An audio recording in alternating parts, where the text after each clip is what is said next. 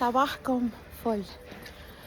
النهاردة الجو عندنا في ألمانيا في المدينة اللي أنا فيها -4 وفيلز لايك -6. فلكم أن تتخيلوا كم الساعة اللي احنا عايشين فيها ومناخيرنا وإيدينا بردانين قد إيه.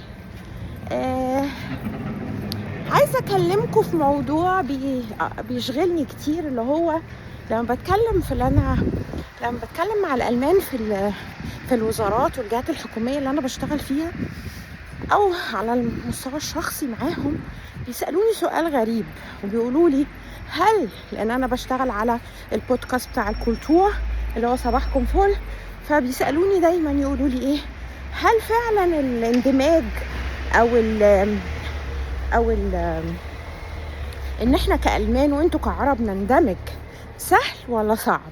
هم بيسألوا، ده معناه إنهم حابين يعرفوا وشغوفين إن هم فعلا يجربوا.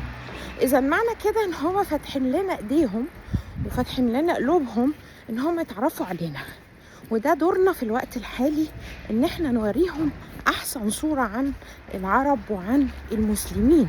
لأن انتوا عارفين هنا في الغرب إحنا كلمة مسلم دي يعني على طول إرهابي. فلازم إحنا بدورنا كسفراء لبلادنا لازم نوريهم أحسن ما عندنا، لازم نوريهم كرم العرب، لازم نوريهم إن إحنا صادقين، إن إحنا لما بنوعد ما بنخلفش، إن إحنا لما ندي ميعاد بنيجي في ميعادنا صح، إن إحنا بنربي ولادنا بطريقة متحضرة، مش بنضرب، مش بنزعق لهم جامد، بنتفاهم معاهم. لازم تكونوا قدوة، عشان انتوا اللي هتكملوا المسيرة دي وولادكم اللي هيكملوا المسيرة هنا في الغرب. وده معناه ان انتوا لازم تدوهم صورة حلوة عننا وعن الاسلام، لان انتوا مش بتتكلموا عن نفسكم بس، انتوا بتتكلموا باسم العرب وباسم المسلمين. فاتمنى منكم جميعا انكم تحافظوا على كل حاجة فيها صورة بلادكم وصورة دينكم وصورة حضارتكم وصورة ثقافتكم.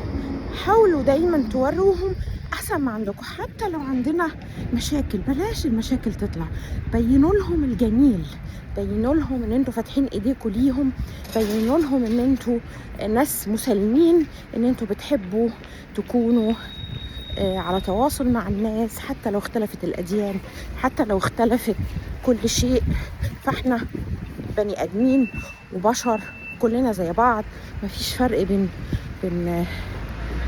واحد وواحد. اللي بيحاسب هو ربنا مش احنا. صباحكم فل، رشا امين.